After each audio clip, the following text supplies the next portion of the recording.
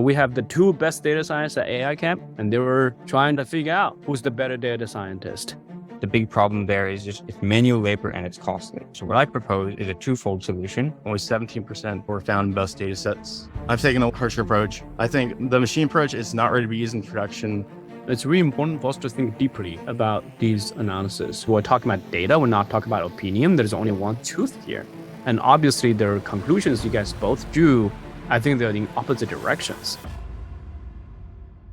Ladies and gentlemen, boys and girls, here we have a data science duel between our infamous Blake and Gokul.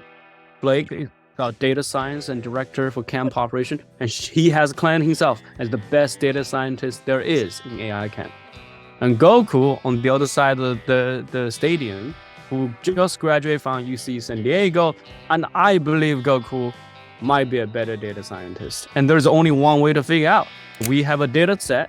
One is parsed by machines, and one is parsed by humans, and we don't know which one is better. The assessment that we have is the depth of their analysis, how clean their code is it maintainable or not? The data visualization is stunning, is it shiny? The presentation, storytelling, can we remember what they said?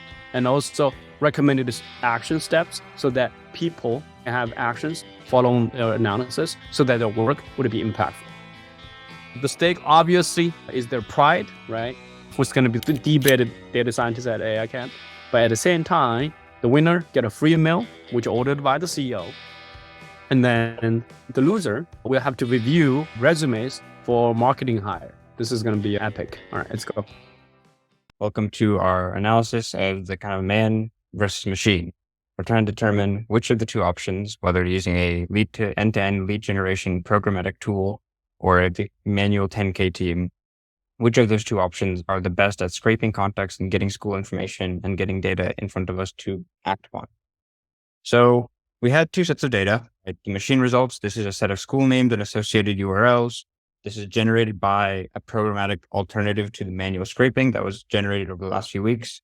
And then we also have the human results, which is a set of school names, associated URLs, other data points. And this was manually scraped by the 10K team of contractors who the AI Camp has been working with for the past couple of years as well. So firstly, let's dive into the machine scrape data and kind of take a look at what it looks like. So here, this is kind of what it looks like. We just have the two columns, right? School name and URLs. Quickly looking at the data, right? We see that we have about 889 combinations of schools and URLs. But one thing that's really interesting is the URLs are kind of a collection of URLs, right? It's not just one URL per school, but it's a collection of URLs. So what I did was I took it and kind of split it up based on the kind of new line characters you're seeing to see how many URLs each school has. On average, we see that we have about 5 URLs per school. So this is stuff like the primary website, the staff directory, general information about the website, associated links with the school, that kind of stuff. So we can see that, right, the vast majority of schools have somewhere between 3 to 4 to 5, right? That's kind of where the average was, around that many URLs per school. However, we do have a couple of really interesting outliers that I think would be cool to explore in the future. But, there's a school with 91 URLs. There's a school with two of them with 46. So some pretty interesting stuff coming up there. Now, really what this analysis is meant to do is to determine how actionable is the data that we've been given, right? What can we do with this? Because it's not just good to look at the data, but also what can we do with it? So what I wanted to do is kind of do a link analysis, right? How many of the links that were collected and were given by the machine are links that we can access and use and potentially scrape, right? So what I did was I took all the URLs that we've been given, I had to, get the set of those and then determine how many of these are valid links that, return to us a status less than 400, meaning we can actually access them, right? And going forward can actually scrape context with. So pretty cool stuff, right? 80% of, all the machine script URLs are valid, right? We can access these. These are things that, when we try to access them via Python, are returning a response less than 400. However, if we look at, percentage of schools that have entirely invalid URLs, that number actually goes to close to 16%, which this is pretty worrying, right? 16% of the schools that we've been given have data that we cannot use at all. So essentially what this is saying is 16% of the schools that we've been given are invalid data, right? We cannot use them at all. So looking at the 10K script data, right? The human data, this is obviously, if you look at this compared to what we've been given from the machine, this is a lot more data, right? It has demographic data. It has information about where they are located geographically. It has a location about right? Their primary website, their staff page website, their club page website. So looking at this, right, this is about 1,001 different unique schools. So we can validate that by creating a unique ID, right? We have 1,001 unique entries. Interestingly, there are about 71 primary websites that exist from more than one school. This is pretty common, as anyone who's kind of been talking with the web scraping teams would know. This is pretty common because there's a lot of schools that kind of centralize themselves at a school district website. So many of the primary websites here would be school district websites. On average, right, over 50% of our data, over 50% of our schools have all three links. So that's a club, that's a primary website, and a staffing page. Most that are missing would be that club page, right, the last column right there. And then only around, 62 of our schools here only have one link. So, right, what that tells us is 93% of our scrape schools have a given staff directory. That's awesome, right? That's, again, actionable data that we can take a look at. And when we're trying to validate it, right, we can see that around 88% of our human staff scraping URLs are valid, which is a pretty high amount. And this is stuff that we can act upon. Unfortunately, right, 35% seemingly are invalid for the primary URLs. Again, this isn't data that would be entirely actionable because what we try to go to is those staffing URLs. So the main point here, the 88% are valid. So looking at the kind of distribution per city, right, most cities only have, 0 to 1 or 2 to 3 schools with them. Los Angeles, obviously the big one, has 111 schools. So, right, this data, if you look at it, and if you look at it geographically as well, pretty close, right? So this is, 1,000 schools randomly chosen across California, but it might not be representative of demographic or geopolitical or socioeconomic trends, right? We have a pretty strong concentration around the Bay Area. Okay. So just comparing the two, right, we found that there's 370 schools that are scraped by both options. These are schools that share, right, the URLs and the school name. So it can be pretty sure that these are the same school. Unfortunately, though, right, what we're trying to look at is how actionable is this data. And if we look at of the 370 schools that were scraped by both options, 11.62% are entirely invalid when we look at the machine data, right? So again, we have this issue that the machine URLs, the URLs that they're actually collecting are not valid data that we can act upon. So going forward, right, we have these two options. Both of them have their problems. The big one for the machine is we have just large amounts of unusable data, right? Again, that 16% of data that can't be acted upon, that lacking of, general demographic, social info, geographic, right, that was available in the 10K team. And then also, right, but on the human side, right, what's the problem there is just we have that large amount of invalid data for primary websites. And all right, the big problem there is just it's manual labor and it's costly. So going forward, what I recommend is right now, right, it appears that the human data is just essentially superior in all regards. But right, again, it's manual labor and it's costly. So what I propose is a twofold solution. One where we're using the best parts of both systems. What we could use the human solution for is the collection of demographic data, the initial data points like geographic location, stuff where we don't really need the programmatic part to come in, and then they would be the ones providing the staff page URLs because we saw that they have a high percentage of valid URLs coming from them. So give that to the programmatic side, and then from there, the end-to-end lead generation tool would take those valid URLs because the big problem there was it was collecting invalid URLs. So if we give it the valid URLs, we can then have the programmatic way take on the contact scraping and email scraping. And yeah, so that's kind of where I'm going from here. So let's give Gokul a round of applause. Thank you for the fighting. So Blake, your turn.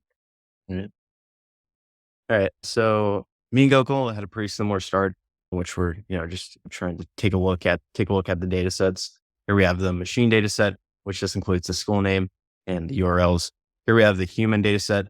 At first glance, it looks like the human data set has more data, but I spoke to Kevin about this. He said he specifically told Richard not to include this data, like the county and district in his data set, but he could have if he wanted to. But as we saw with Gokul's in the machine data set of the 1,000 schools, we got to 889. And likewise with the human data set, looks like we got all 1,000 schools. Yeah. And likewise, just looking at a bit of info just to see how many null values we have in each data set, which for both looks like there are very little null values, which is good. Mm-hmm. The first thing I wanted to do was since as Gokul mentioned, how the URLs, how the machine, they're separated by new lines. So for one school, I might have more than one URL. I wanted to get a count of how many total URLs that the machine parsed. So from what I found, I have I had a bar chart. It seems to have disappeared. But from what I found, the machines parse 4,400 URLs.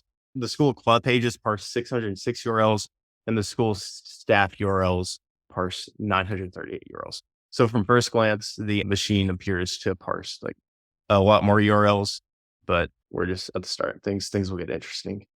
The next thing I wanted to do was, as Mike mentioned, use some set logic to like see like what the percentage of like, school URLs that are in the machine data set are also in the human gathered data set. And likewise, what we just discussed, I found like a very little number of staff URLs scraped by machines were also scraped by humans. So only 17% of the URLs that were in the machine data set for like staff URLs were also in the human data set. So, but which would imply that 83% of the staff URLs scraped by machines came from sources other than the sources gathered by humans. And we also found that the machines didn't scrape any club URLs. 0% were club URLs. But Kevin also quite this up and told me he specifically told Richard not to gather any club URLs. Again, he could if he wanted to. Next, I wanted to see like what's the average number of URLs gathered by machines for like a particular school versus the average number of URLs gathered by humans for a particular school. So what I did was I took the two data sets, the human data set and the machine data set, and I joined on the school name. And I just took the average of the combination of the staff page and club page URL versus the machine URL. And I found that on average, the machines gathered 5 URLs per school and the humans gathered 2 URLs per school. So again, the machines are gathering like a wider volume of URLs. Next thing, what I did was I wanted to take a closer look at like, I know some differences in like the actual URL structure between like the machines and the humans. So I wanted to like do some data mining with ChatGPT. So I took a sample of the URLs gathered by humans and URLs gathered by machines and fed to ChatGPT and asked it to look for like any insights or patterns it's found in the data. So maybe like, if humans do perform a lot better than machines, we could potentially see like why that is, like based on like the structure of the URLs. But ChatGPT said the set of the machine URLs includes URLs that are more general to the school or district's website. Like the set of machine URLs includes some URLs that lead to specific staff members. Things that could either be out of date or have need to be updated. But those are just some general insights that ChatGPT found with URLs. Next up, like Gokul did, I wanted to check like the validity of the URLs, like see like which URLs were actually valid, since the machines gathered a whole bunch of URLs, but probably as Gokul found, probably a lot of them aren't valid. So what I did first was I just did a URL parse to see like it was a valid URL. That gave us pretty much 100% results. But I wanted to take a closer look. So I used AIO, HTTP, and the async IO libraries to make a request to each website as Gokul did, but do them all concurrently so I could get the result a bit faster. And actually, what I found here was that out of all the machine pages, like out of the 4,000 something that the machine scraped, only 12% of them actually led to a functional website. So like if you think about like the humans scrape far less URLs than the machines, but the URLs scraped by humans, were on average a lot more functional than ones scraped by machines. The next thing I wanted to do was I wanted to think of it in a way to give like the machine the benefit of the doubt, to say like, maybe it doesn't get more functional URLs, but maybe like the email coverage by the URLs is still more. So what I did was I used the request library to scrape like the HTML from each website that the machines had and the ones that the humans had, and tried to see like put together like a simple like regex expression to see how many emails can you scrape from this HTML. And I did that on all of the websites made by the machines, all the websites made by the humans, then add them all together to see like what's the total number of leads scraped by machines versus humans. And I found that the total number of human staff emails scraped was over 8,000, while numbers for machines was 3,000. So in terms of like my insights, I found that the machine approach doesn't cover club URLs. 0% of the club URLs scraped by humans were scraped by machines. The machine approach doesn't cover any of the staff URLs. Only 17% were found in both data sets. The machine approach scrapes a wider volume, so the 4,400, but there's an 88% failure rate when we try to go to the machine using an automated approach. So there's higher quantity, but far less quality of like in the data that the machine gets. And the number of email contacts scraped from websites found by humans is over doubles the number of email contacts scraped by URLs found by the machine. So in my opinion, I've taken a little bit of harsher approach. I think the machine approach is not ready to be used in production. There's a lot of iterations we need to make regarding like the URL quality, since, there's not much overlap between URLs scraped by machines versus humans. I think that's the first thing we need to look at. And then I have some future questions that I also want to look at, like just for the purpose of doing it, to see if we can get any useful insights. Like what are causing the perceived quality issues with links scraped by the machine? Because I think that's the underlying issue. And which like geographical areas does humans scrape more emails than machines, and vice versa? And like entire socioeconomic areas does machines scrape more than humans? Yeah, that concludes my analysis. A round of applause for both warriors. For Blake. Blake is very fancy, I think. I think we should give the warriors, maybe Gokul can talk about why your analysis is more insightful. Blake, you can talk about why your analysis is more insightful, right? Yeah. Yeah, that sounds fun. Google. Yeah. Okay. All right. I don't know if I necessarily believe mine is more insightful, but I think at least I'll defend one side of it, which I think it's more important to reframe what the technological side of this could be, rather than being like the full, end-to-end solution that we've kind of been talking about it as, but more in the sense of like, what's the more important part and what's the part that's more programmatic in a sense would be scraping emails, right? Because when what we've seen, at least from both Blake and mine analysis, was like the machine did not deliver in terms of scraping URLs, but we haven't really tested its ability, like, or at least the way it's been programmed right now in terms of collecting emails, right?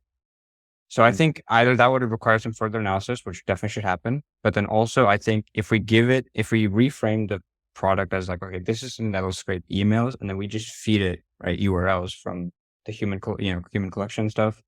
I think that does a couple of things positively. It limits what the product's doing, which means it's not having to, spend its time kind of like in like 3 or 4 different minds. But then also like the structures of websites are not usually part of a school context that change, right? It's just personnel. So if we give it like a consistent, like, okay, you're scraping this and this isn't going to change for the next 5 years or 10 years. That's a lot easier to build around than trying to do like, okay, also collect the URLs because that might change and the school name might change. And, so I think, yeah, that's at least one thought I had. Okay. Blake, can you comment a little bit about, like why yours is better, why Goku is better? What are your thoughts on this? I think I agree that one of the pitfalls of mine is that like my like method of like scraping emails was a bit simplistic, since it was just a regular expression. But I think so one of the things I did is I made sure to like have as many like controls as possible, and like in the way it was set up to make it fair. So I only scraped on like valid staff page URLs for like the human scrape, like ones that were confirmed, like they like sent like a valid response back, like same with the machines. So I think the comparison could be improved, but like still stands, since all of the like other like controls like in the experiment, if you want to call it. But also like the even if it could be improved, like the discrepancy is like still pretty massive. We're talking about 3,000 compared to 8,000. My overall conclusion that, if we use the machine-based approach for like staff page URLs, that's like carries like a huge risk, since we're, missing out on maybe like 50% of the data that we get than with human results. As far as Gokul's analysis himself, Gokul himself's analysis, I don't know if he mentioned like the overlap between URLs. I think it was, if I'm not mistaken, I think it was the overlap between schools and not like the overlap between like the URLs that they use. So I think like that's probably why there's like a discrepancy in their numbers. I was focusing on URLs, who's focusing on like actual like school names, which is why he got 75% compared to my 17%. I was just looking at what's the overlap between the URLs scraped by the schools or scraped by humans, since we know like human data is probably good compared to machines. Like I'm just trying to see like how on par was the machine data with the human data, which I think like that was the overall focus of my analysis. Which, since that's kind of what we're trying to solve, like what does the machine do better, or I guess what does the machine do on par with the human? Like what parts of the human process can we replace with machines? Since that's like the overall thing we're trying to solve here. I think mine focused on that better, and for that reason, it's the better analysis. Very fair. Gokul, I think first of all, I think you guys need to actually meet and go through each other's analysis in detail. Yeah, because I think there is definitely merits for each analysis. I definitely think Gokul has a lot more data visualization. I think Gokul's analysis has a lot more like, he was very careful in terms of like, just peel the onion, like really looking deeper into this. I think Blake's analysis is very interesting in terms of that, he went beyond, right? He actually like, tried to, I mean, just like what Blake do, everything, right? He went beyond, right? So he went through and parsed all the emails even, right? And so those are the things where I wish like Blake, Gokul, and Wicho Laura, you three get together, go through each analysis, right? And then the conclusion, right, would be that, okay, so let's give the machine one more chance, right? What are the things the machine needs to improve to get to human level, right? So that's something I think, there are things that we can conclude. There are things that we can fix, right? And then, give the machine that chance, and for machine to actually correct that and generate another set of URLs, and you can do the analysis again, right? That should be fairly simple. I don't want to straight conclude, oh yeah, we just use the human to parse everything. I don't want to do that yet, because obviously there are things we can fix. So what if machine can actually isolate down to like parse all the URLs, has the confidence doing that, and we're like parse like 80%. Okay, great, right? This is actually very, very, very cool, guys. Yeah. I hope that you guys learn from each other. I hope people will learn a lot, from this, especially I think, for Blake and Gokul, you guys did the work. You guys need to learn from each other and, reach more consistent conclusions. I still see the discrepancies in analysis, but you can see it's like, all these things, you have to be super, super careful. Otherwise the conclusions can be very, very different. You can see that, right? And I hope that you can learn with each other to improve. Right. Yeah. Right. Okay. Will do. I've worked at different companies. I think this is really, really cool. And I think we all benefit a lot from doing this.